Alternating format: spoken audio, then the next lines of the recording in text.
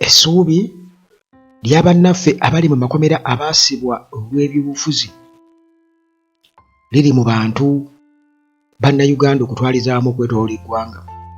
Naye okuva lwekiri nti munnange bano baasibwa lwa byabufuzi, ate we twogerera essaawa eno bannayuganda bakyalemeddwa okuyimuka okugamba nti ekimala kimala, kitegeeza nti bannaffe abali mu makomera tulina okubeera nga tulowooza ku mbeera gye balimu, bali ku ki. Bwe bakunyumiza embeera Sam Mugumya gy'alimu, munnange eyungula ezziga. Kati Sam Mugumya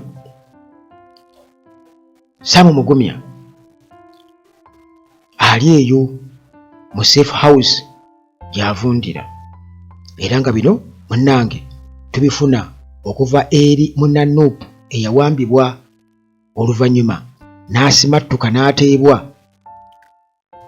Raymond Asiku.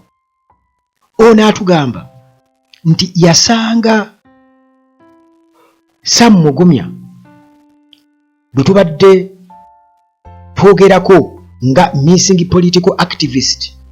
Sam Mugumya nti ali mu emu ku safe houses eyo gyali abasajja gye baamusuula eyo, ali eyo muganda wange mu bulumi obutagambika. Kati okusinziira ku Asiku agamba nti Mugumya embeera gy'alimu mbi ey'obulamu, obulamu bugenda, nti n'okutambula tasobola, abasajja bakuba obukongovule muganda wange, bakubako zibbatuuni. Juzi wano nga byabakama yakava okulangirira Museveni, kubanga bo baali beetegese nti bwe balangirira Museveni bwe bati mutandikirewo okukuba abantu amasasi, emiggo na buli kimu, mutekewo embeera ey'okutya. Kati buli muvubuka gwe baasanga ng'atambula akawungeezi ako, ye munnange ng'alowooza kasita nze seekalakasa ntambula byange, baamukwata. Kati omu ku baana ba neiba bange baamukwata, naye okumuggyayo kye yaŋŋamba nga tasobola kutambula bulungi nti abasajja bakuba obukongovule. So nga ate yamukwasa nno siga nti yali yeekalakaasa, kubanga muzimbi, bano abazimba amayumba. Kati awo alina abaana ku sayiti, agendayo okulaba ebintu babiterese bulungi, ne sayiti nga bweyimiridde aveeyo bulungi nnyo ng'akakasiza nti ebintu by'omugagga biri okke. Kati olwo atambula akomawo asanga owa bodaboda gw'amanyi obulungi, amugamba ye tuula nkutwaleko. Nti nedda nja kutambula. Ayi ate otambule nga nange genda kutwalira bwereere ng'atuula. Kumbe owa bodaboda y'omu ku abo ba agents abaali bakozesebwa kugamba bano abasajja baali bayise mu babodaboda nga abamu ku babodaboda babakolera. Yamuvuga buvuzi ng'amutwala ku poliisi, kwa poliisi eri ku kkubo. Yakyama bukyami awo nti noono wuuno, nga bajjako nga bakuba, nga bakasuka mu kkomera. Kati mubuuza nti omumanyi bulungi ti ye twalinga wali nga tuwakana twogera ku bintu bya Bobi Wine n'ebiki, era nga naye alaga munankyukakyuka, tozo okiraba. Kakati bwe butemu obwo obuli mu bantu mwe tutambulira, mbadde nkyamye ey'okkubo kyamye awo okulaga baana ngeri gye baakubwamu, ng'oggyeko bwe baakuba amasasi okubatta, baasomba ne basomba bagamba nga kikwekweto kya kusomba busombi, buli gwe basanze, buli gwe bawuliddeko nti ono. Kati bano banne we baabeeranga n'ono eyamuwaayo nga tebamanyi nti agent, bo bwe batyo badduka buddusi, era baamala ennaku eziwererako ddala nga tebakola kye bajje bakomewo okusobola okwetaasa, kubanga era abasajja bajja beetawulatawula awo ekiro nga baagala babakonkone babasene babatwale. Abamu babajjanga n'amayumba muganda wange. Kakati munnange emboozi ya Sam Mugumya omukulu Raymond Asiku olwo avudde mu safe house azze atunnyonnyola Sam Mugumya mbeera ki mwali, era nga munnange newankubadde nga oba oli awo nti abamulina tebannavaayo kukakasa nti ddala kituufu ali mu kasitode yaffe, naye already nga bannakkinya bali be bajja mu fridge za General Museveni bwe batukakasa ne batubuulira abaliyo mu fridge ne batugamba nti aba South Africa abajja abanigeria bonna bali eyo babasibireyo kati osanga abantu babe babanoonya naye nga tebabalaba tebamanyi gye bali titumanyi baba naasimattuka. Maintenance palace, aba maintenance palace balina solar systems era balina ebyamazzi n'ebyamasanyalaze byonna gwe yeetaaze solar eyeetaaze ebikozesa solar eyeetaaze ebyamazzi oba ebyamasanyalaze ne ttiimu ey'abakugu esobola okuyambako okubinstallinga aba maintenance palace babirina. Hillside view apartments, zino apartments zisangibwa ku Entebbe Road bw'otuuka e Namulanda ekitende oba ekajjansi awo wewali amakubo agakutwalayo Kinyana Mpindi kuva ku airport wali si wala. Aba Hillside view apartments balina empeereza ennungi ate nga munnange ne transport wali ebimu ku bye bakuweerako ga services naddala ng'obakubidde nti mbuukinze bannange nga bakunona ku airport. Dokita waali emboozi nagitaddeyo ddala ku Uganda Talagi kebeera bukebezaawo mboozi ntono nnyo emabega ojja kuba ogiraba ku guno mulundi akunnyonnyola nti munnange gwe okumanya blood group yo kikulu nnyo, blood group yo kikulu nnyo kubanga kikuyamba biki by'osobola okuma biki by'oyinza okulya ne bitakufunye n'otafuna buzibu bw'oba oyagala munnange okuwangaala n'okubeera omulamu nga toli wandwadde. Kakati munnange Sam Mugumya yawambibwa abasajja abaali mu ngoye ez'amagye. Ennaku z'omwezi zaali 26 omwezi ogw'omunaana 2025 ng'ali Mbarara City. Munnange kiba kitegeeza nti kakati awo ebibadde byogerebwa singa Katonda abeera ayambye ne bitafaanaganako ng'ebya munnaffe oli Kibalama kubanga Nabbanja yatugamba nti Kibalama gy'ali ogenda okukakana kuti taliyo kati katusuubire tebabyegaane nti aye amanyi gwe yalaba ffe tetumanyi kubanga olwedde bagamba tebamulina bo bagamba tebakola ki tebamulina.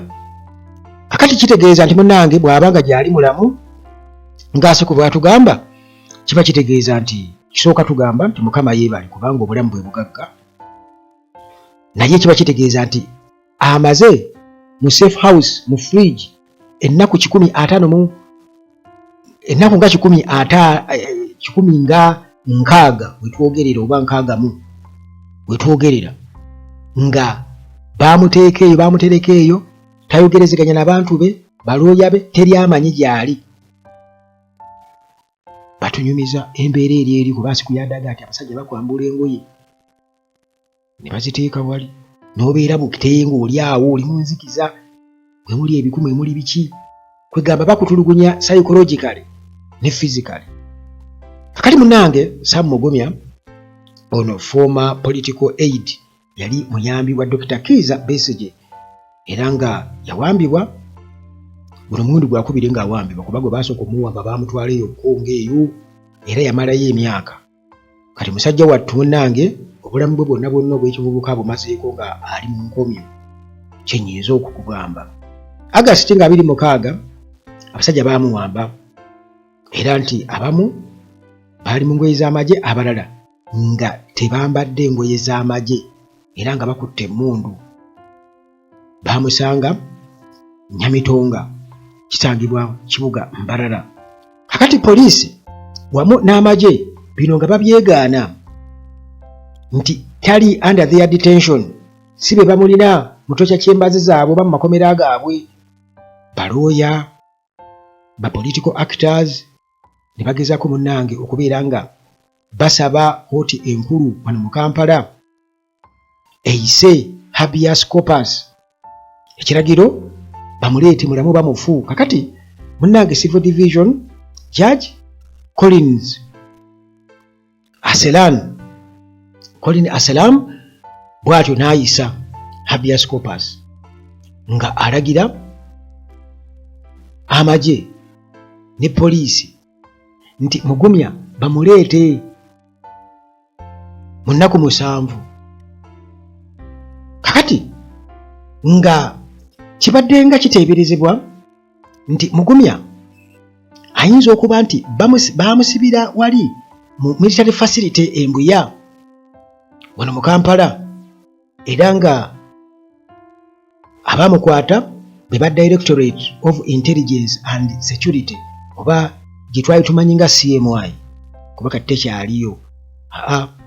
DIS kati yeeriwo, Directorate of Intelligence and Security yeeriwo. CMI yavaawo, Chief Tenants of Military Intelligence yakola ki?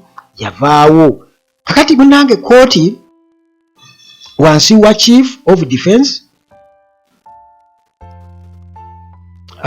CDF, Directorate of the Intelligence and Security wamu ne Attorney General, kooti kwegamba ebiragiro si wansi wabula ebiragiro kooti yabiwa CDF nebiwa Directorate of Intelligence and Security DIS ne Attorney General nti alina okuleetebwa bunnambiro,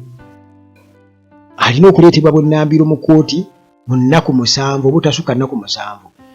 Awo nno Lieutenant Colonel Edgar Musaasizi ono nga ye Director of Civil Affairs ku Ministry of Defence, bw'atyo mu kiseera ekyo yabyegaana ng'agamba nti tewali official detention facility eyali erina, n'agamba eyali emulina, nti tewaliwo yagamba tewaliwo detention center yonna waali nti bamulina, era n'agamba nti ebyo byonna ebyogerwa byanjwanjwe bigendereddwa mu kwonoona linnya lya UPDF. Balyagala nnyo erinnya lya UPDF ddikuuma, naye ate bennyini be balikola ki? Ddikugamba balikuuma, bagala ddikuumirawo mu kutulugunya bantu.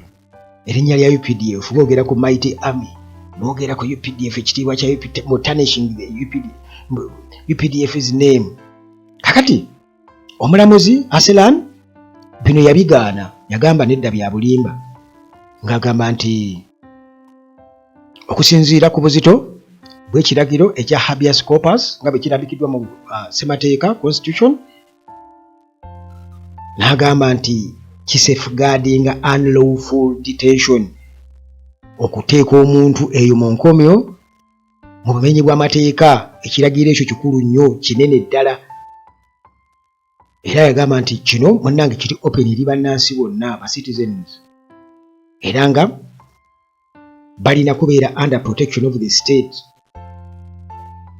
Era n'agamba nti munnange mulimu gwa state authorities okukakasa nti eddembe eryo oba obukuumi obwo abantu babuganyulwamu.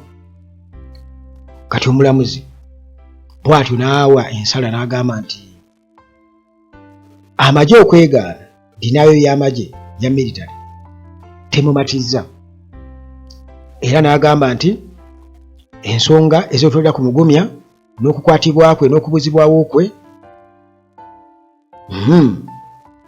ziriku obubuuzo oba obubuuza bungi, tewali kubuusabuusa, be bamulina. Era n'abagamba mumuleete mu nnaku 7, newankubadde mwegaana naye mumuleete mu nnaku 7. Munnange n'okutuusa kati, kubanga kati kirabika nti safe houses bazigazeetinga dda tezirina okubaayo, era Abannayuganda balina okutulugunyizibwayo paka regimu eno odoza bwerivaako ne wajjawo omukulembeze n'azimenyaamenya zonna ndowooza okusobola okukola kino, naye ng'abantu abafiiriddeyo bayitirivu. Kale munnange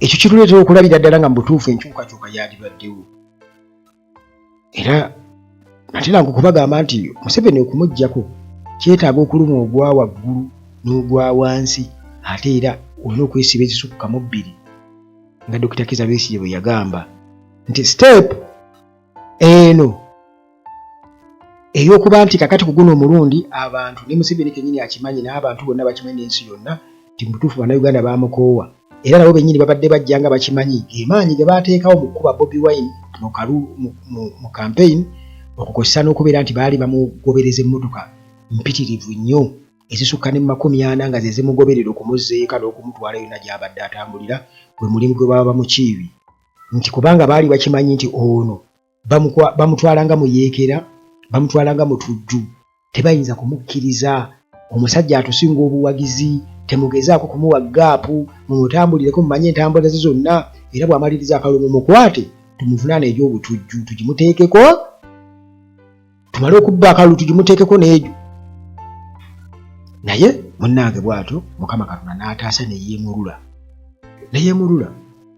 kale munnange sigenda kusukkawo wano naye nga munnange Sam Mugomi ayeetaaga kubeera mu ssaala zammwe Raymond Asikwa atugambye nti omusajja n'okutambula nga tasobola kitegeeza nti bw'aba mazeeyo ennaku ezisoba mu 1600 nga n'okutambula tasobola kitegeeza baamukola ki baamumenyako kugulu buli lunaku bamukuba teri amanyi bamuwa emmere oba tebamuwa teri akola ki teri amanyi